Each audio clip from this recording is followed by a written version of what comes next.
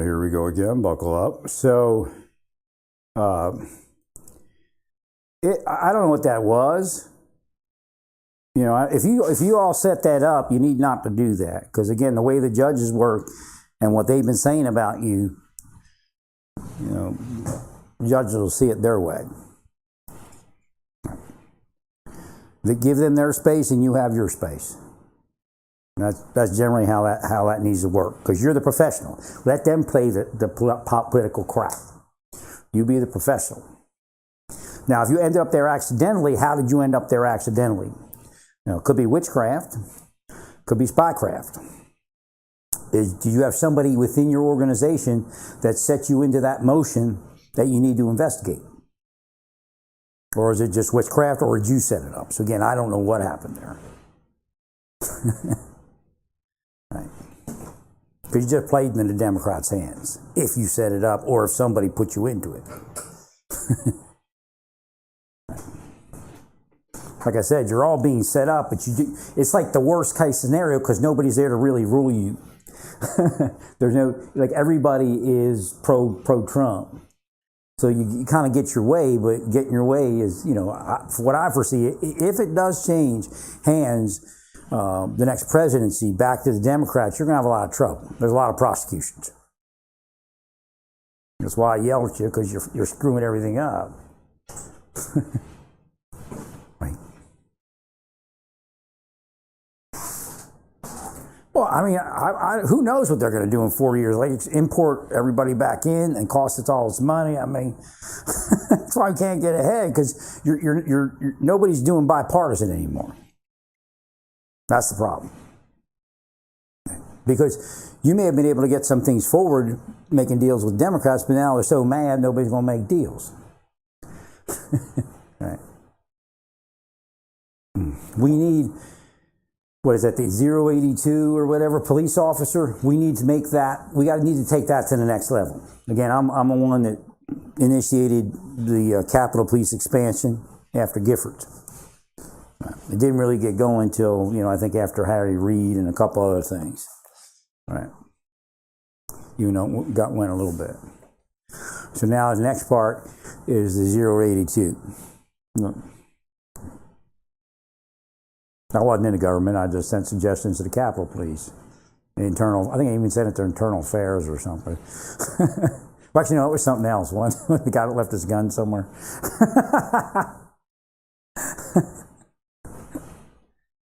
All right. Well, what you're going to have on that reactionary force, you'll probably have a National Guard units that are slated to be augmentees if needed, but you're going to have 0082s, I guess they call them, and then 1811s. So you're going to be built like a police department. You're going to have your patrol officers, and then you're going to have your investigators. Like I said, you're probably doing okay because of all the enforcement you're doing in certain ways, as far as ICE getting rid of immigrants, because crime will decrease. We already know that's where. I mean, we have so many people in federal prison that are immigrants; it's insane. Again, the idea is just, you know, if you can deport them, you know, give them an early out and get them out of here. So we don't have to spend, that costs a lot of money. I mean, a lot of people are like, oh, we'll just arrest them. You can't just arrest people. It costs a lot of money. It costs a lot of people, put them in jail. It costs a lot of money, put them in the loony bin. Right. So when they tell you to do other programs, they sometimes are cheaper. Right.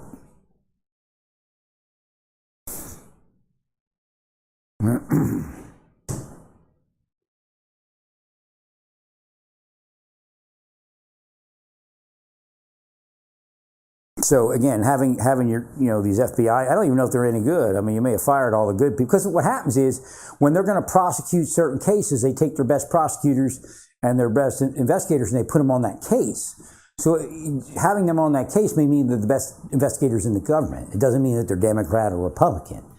Because like I spoke on it before, when Clinton was in office, I took care of business, you know, in both the Federal Bureau of Prisons and the Marshal Service. I made them look good.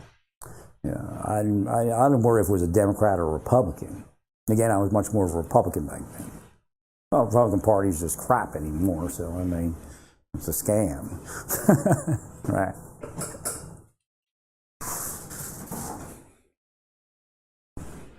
Democrats, same thing.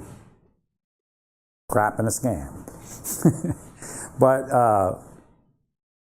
so we needed cooperation from them to pass some 0082 program where we again, your reactionary force, right? And we need them, I don't know how many of them are 0082 and how many aren't 0082, and there's different, there's the core program. So we need to expand the core program, and we need to create cross-training programs that are different. Like the Capitol Police cross-training program will be different than the Capitol Police program because we want it to happen faster. And actually, if the Capitol Police themselves, let's say you're in DC and you have 0082 working for the Federal Protective Service. So the Capitol Police have a program in DC, I don't know what the length should be, 2 weeks to a month, whatever it is, that they give for 0082s to be cross-training Capitol Police. Right. FPS has a course that they cross-train people at the Capitol Police for FPS work. That way everybody can work together or can work an assignment and be up to standard before they get there. Right. So again, then you have the FBI police, then you have, it doesn't have to be just DC. So you want somebody deployable, right? And then in the riot control police, you need a riot unit. So probably what you want is you want 0082s, which are, or 83s, or what are the deputies? The deputies used to be something different. They were not 1811s, they were like 0082s or 83s or whatever it was. So you want to have national jurisdiction. And I don't think everybody has that. So you can deploy people. Because you could have FPS people. If I remember correctly, the way it happened after 9/11 is you have to have a minimum number of officers for a certain worst case scenario. And the chances of worst case scenario occurring in Altoona, Pennsylvania are probably pretty small. So they actually started increasing staffing.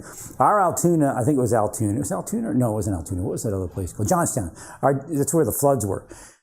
I actually, there was a deputy from Delaware and a deputy from Johnstown that was on one of my details that they were working for me. The one was one of the guys that freaked out on me when I said, well, FBI ain't too bad. Ah, what are you talking about? He's like yelling at me, having like PTSD breakdowns. But I didn't realize he was a victim of the deep state. And they will tell you that they're only the FBI. But it turns out they're CIA.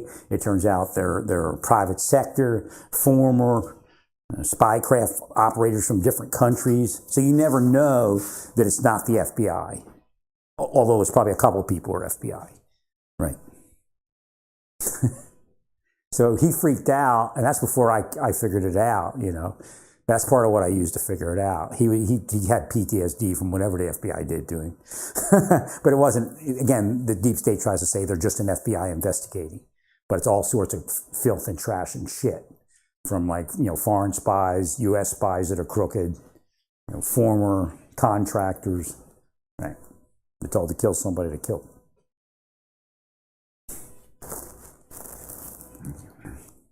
But we had one person in the Johnstown offices, one of our one-person offices, and it became a two-person office, and the guy from Delaware got the job because they worked on my detail together, right?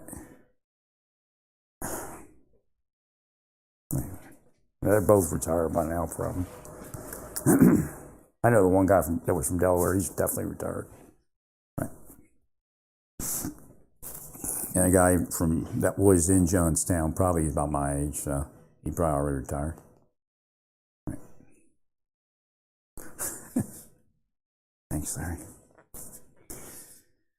So based upon what's going on after 9/11, and of course you may have had some sort of subsequent staffing increases also, some offices will actually have way too many people, but again, it's just like, why do you have people sitting around a courthouse? Well, worst case scenario, we have to have enough people for worst case scenarios.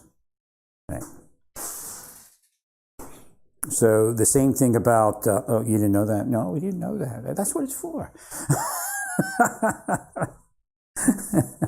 So you have sometimes in some offices you have extra people that you never use, but they're needed for worst case scenarios. Right. Or maybe not quite worst case, but when it gets bad. Right. So you want to let me think here. So those people, you use 082, you make them 082s, your FPS that might be, you can spare 2 or 3, and you can send them somewhere on detail. The same thing they do with deputies. They send them on details. So you want to do the same thing with all your 082s, but you also have a unit of 0082s that are specialized in riot control, your riot police, like the South Korean riot police. Then you have another group. And they can do each other's jobs, but not as well as if they're trained in the core, or not the core, the additional duties that whatever you assign them to. Right. So you have another group that's just, essentially it's designed to augment police departments for whatever. So they're patrol officers, and they have to train as patrol officers somewhere. Right. Well, they're going to have federal jurisdiction. The National Guard and the Commi Pomatatis, or whatever it is.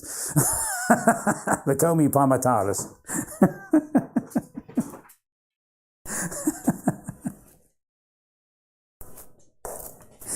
Whatever it is. It just gets in the way. I mean, we can get around it. I know I articulated a couple things, and I've heard you articulate a couple things out there that we can get around it, but why even worry about it? It's about time that we have a 0082, I think that's the number, police force that has national jurisdiction that we can deploy wherever we need to. So you can send 10 of them to New York City for something. They can pretty much fly around the country, and then you'll have they'll definitely also have a SWAT team or something attached to that. Right. Or, where they can volunteer for the SWAT training, and then you can use them for something too. Right. So essentially, your Secret Service uniform division will be these people, and the Secret Service will have a program. Again, they probably already have some sort of program, but they'll have a 0082, if I'm using the right number, whatever the federal police officer is. They'll have a program to teach that person to work with them. Right, so they might be a Capitol police officer, but they get a 2-week, or probably 2 weeks is enough, but 2 weeks to a month training on specific stuff. Right, and they'll be, they'll actually, so there'll be like in the military, you have a designator. If you're qualified for whatever. Like I think I was a bus driver. I had actually a designator or something. Told me I was like one day, like, hey, boy, you're gonna go drive a bus. Well, they want us to be able to drive buses. All right. So I went to like a week of bus training.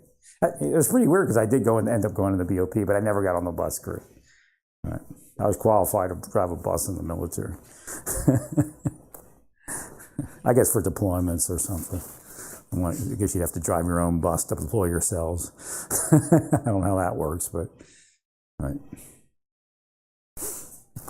Now something came down, like we all had to have bus drivers. So what you're actually doing is you're streamlining the system so it works for us, and it doesn't work the way it is. Right? So that way you can call up any national police officer, which again they'll have nationwide jurisdiction. You'll have they're just not criminal investigators; they're trained as police officers. A little bit different work, but yet the same. Right? Because that's what you're doing. You're grabbing these FBI agents and having them patrol, and it's like, well, they need to find out how that fentanyl's getting in here. Like, go to Iowa, in the middle of nowhere, and see what the sheriff's up to. I think they're trying to kill my recording here.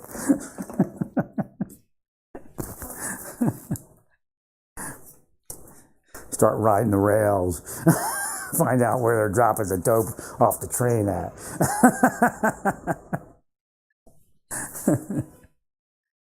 Right. Okay, I just got awarded a Pinkerton Award. Who's here? I got some big Pinkerton Security Award inside. Where'd that come from?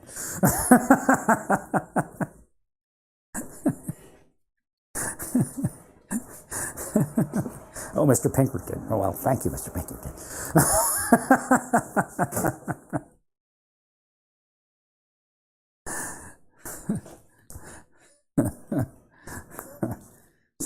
So we want to realign our federal police officers so that they have national jurisdiction and they're cross-trainable. So again, it's like a module type thing. They do you have the 0082 module, then you have the full Capitol Police module, and then you have the cross-trained Capitol Police module. I don't think they need to go to FLETC, but maybe they could. Actually, no, it's actually better. Maybe it would take a month to do it. It'd be better, not at FLETC, if they go to the Capitol Police and learn it. Because then they can OJT there for like, at least a week or something, or 2 weeks. Right. So instead of flying them to FLETC and then flying them, or who knows where they're from, right? Because you could take somebody, right, so we're going to develop plans just like after 9/11, we're going to realign things. So essentially, if something happens at the Capitol, we may say, well, we want additional 20 0082 or 83s. I think the deputies were 83s. I think the police officers are 82. I can't remember. But we want 0082, or no, let's call them federal police. So we want 20 federal police officers that are cross-trained in Capitol Police work. And essentially, they could be, in the middle of nowhere, Iowa. But you have 2 officers that they train, that went to the training because they could spare them, So they went to the training at the Capitol building. They've already OJT'd. They already had their quickie course, and they OJT'd. And then when you call them up, and they get flown into the Capitol, or they drive there, whatever works for whoever. Right. So again, the idea is that we're not just, again, like bring a National Guard in or bring a police. It takes a while to get people up to speed. And it still will to a certain degree, but not as much, because they would have already spent like a month training and working at the Capitol building, right? So they're cross-trained to work at the Capitol building. Now, of course, you can use any of them to do it once an emergency hits, right? So you're not calling up the National Guard as much, but what you're probably going to end up doing is hiring some of these people on as fully accredited police officers in a national jurisdiction. And it's not to create jackbooted thugs. We already have those. We don't need any more. So it's not about that.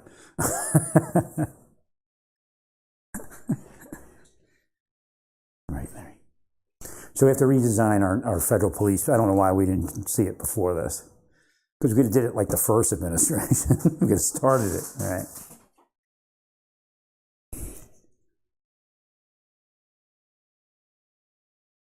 And you have the full course, then the mini course and it'll have an OJT component. So probably 2 weeks training, 2 weeks OJT. Let's say at the Capitol building or at now the White House one's gonna be a little trickier, but you can probably put something together, right? And they have to pass the background, so don't put in for it unless you got a clean background, right?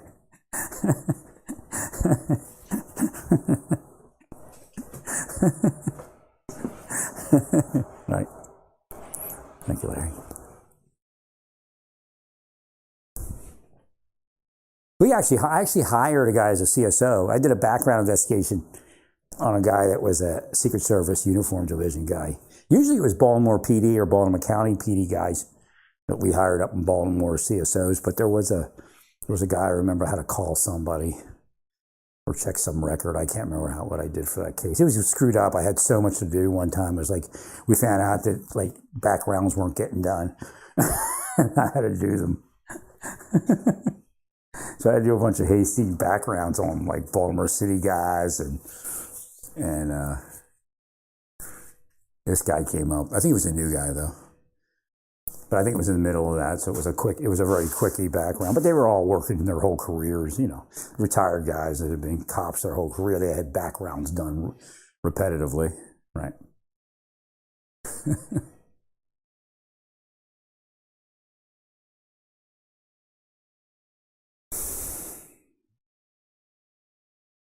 That should fix a lot of what that should take us out 5 to 10 years, It should fix everything that's broke. So you won't have to call up the National Guard as much. You'll have a federal police force to call up. Again, like I said, it isn't a matter of they're not needed. Again, that's why I was like, Elon doesn't know what he's doing. He's going to screw everything up. I don't know what he did completely, but there's a certain number of people that are just there because we've already came up with battle plans for doomsday. Right? Like, why do people sit around the courthouse?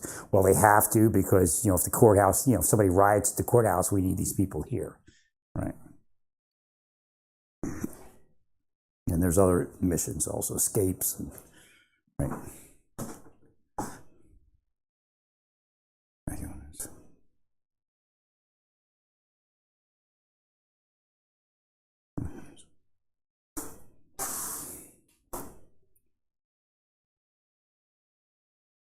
So again, don't play around, trying to butt heads with Bass and I mean, Bavina was right when she was there for him to speak to her and all that. But don't if you were there because you thought it was funny, judges probably but judges definitely don't think it's funny. I don't know what it is. The judges don't know what it is, but you need to find out how that happened. And if it was your ideas, then you need to spank yourselves because you did the wrong thing. But if it's somebody could have set you up.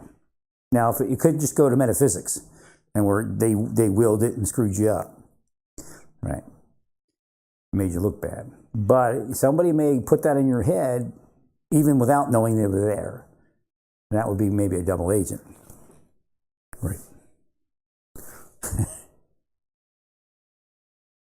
But don't be doing political stuff. Don't do too much. I mean, I know it's getting you points in the peanut gallery out there. But it's very true. Like when it comes to judges, the more you can be silent, the better it is.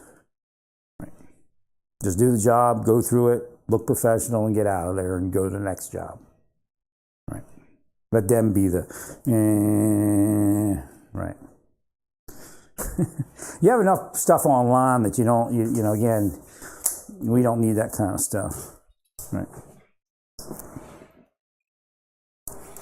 Well, it's funny because they're using that thing. People are working. That's all it is. They're working. Well, it has nothing to do with what we're talking about, unless they're working, criminally, as far as not being allowed to work. Right.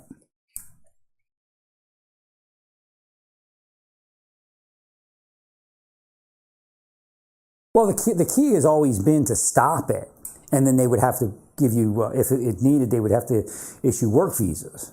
Again, coming in undocumented is the worst enemy of legal immigration for the people that are. It's like a curse that keeps cursing. Right? When you come in undocumented, then they're not forced. You hear Trump speaking about all the time, but it hasn't happened yet. But they could be forced to put out some work visas. So what they're doing is they're screwing the system so you don't get work visas. So it is wrong because you're screwing yourselves. If you're working fine, but let it settle down so you can come in legally. Right.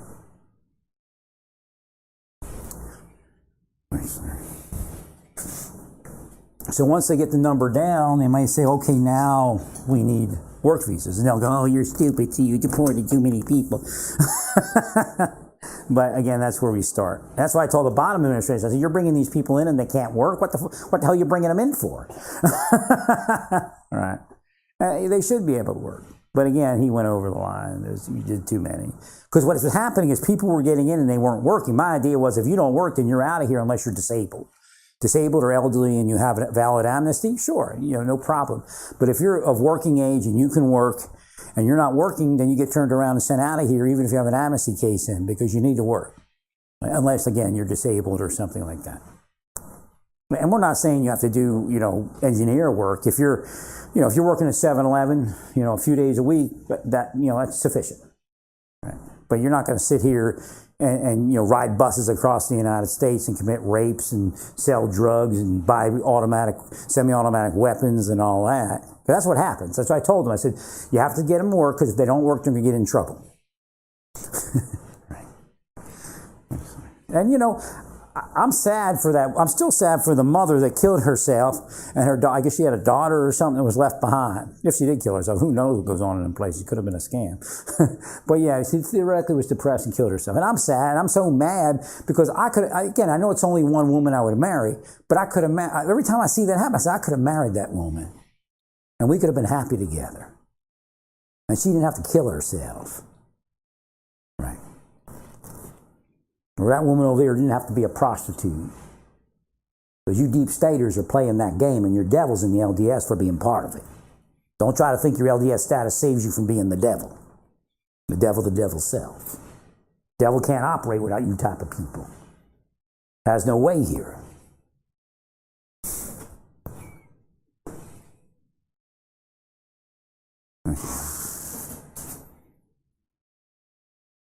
To find out what the LDS is hiding, because that's why they're doing it. They're afraid that they're going to be outed for something, so you just out them and say, that's it. You afraid of being outed? We'll out you. We'll arrest you, and we'll find out. We'll find out what it is. We'll arrest you, and then it'll be over. You don't have to be worried about being outed. Right. Thank you, Larry.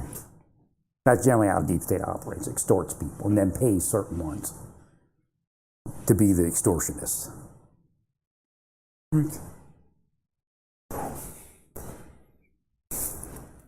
So Rick Henry was a murderer and an extortionist and little girl and queen bee. Disgusting filth.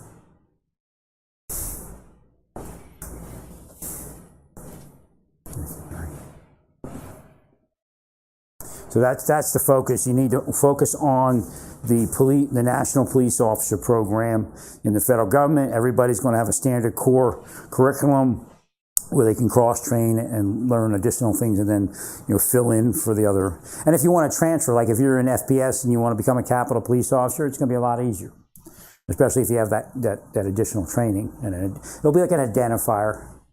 Like you can just be like for Capitol Police, CP. Right?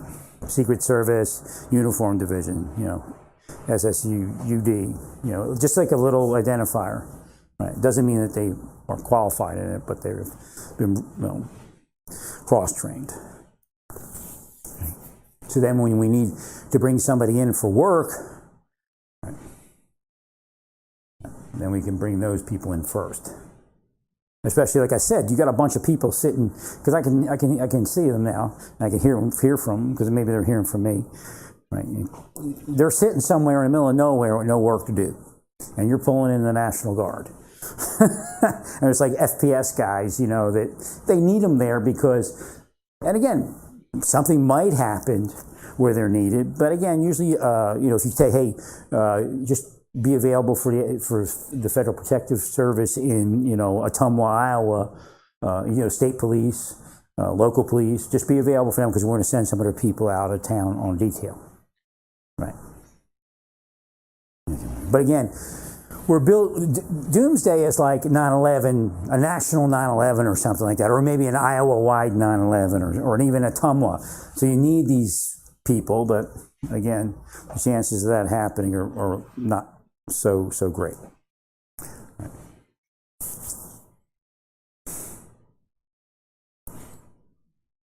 But they have the plan and they do their assessment of what's needed. Right.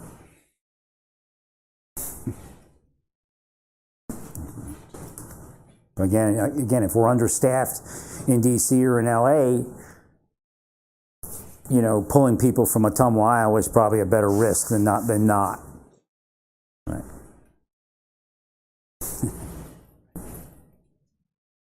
But again, stay away from, you're going to find that I tell you something and I tell you it again, then I tell you it again. Just stay away from any of that if you can. Again, it could have been a setup. It could have been their will to make you look bad, which means then you're down. Again, this is what happens in my life. They've willed all sorts of shit. Right. Some of it, they con me into doing work, thinking, that's why I brought it up about the CIA guy. Now, I never took money from China, and I think I turned in all my stuff. Sometimes I'm a little late, even Mars Surfs, I was a little late in turning my stuff because they were trying to kill me. And a woman, the trick is that when a woman comes along, that looks like she's interested, I stop doing the work. And then when I get back, they're like, oh, that was a setup. Darn it. And then I go back to my work. I'm like, oh, shit, I didn't turn this in. Because I used to send stuff to FBI and some other people. Right. And they say that happens to us, too. I was just trying to get married. That's the whole thing. And then help people. They know it. They're all liars. They're all devils. Anybody that's in the thing knows it's a scam anyway, and so anything that's told to them could be a lie. So easy because it's all a lie, right? So I mean, a good portion of it at least. And there's a couple real cases because that's how they get their credibility. They would tell me like before, like all of a sudden it'd get quiet, and I'd be wondering what was going on. And the thing, the mind meld would say, "Oh, they went off to do a real case, so they don't look like they're just doing bullshit cases." All right, and then they get done the real case, and then come back and attack my life. Try to insinuate, yeah, we have to F off Moore's life because he's like that guy over there that we didn't F off his life. And he committed the crime, it's like so stupid. It's so easy. Like first year FLETC, you can graduate from FLETC 1811, first year investigator can figure out what they're doing. That's how shitty it is. All right, stay peaceful. Praise God in all that you do. Praise God.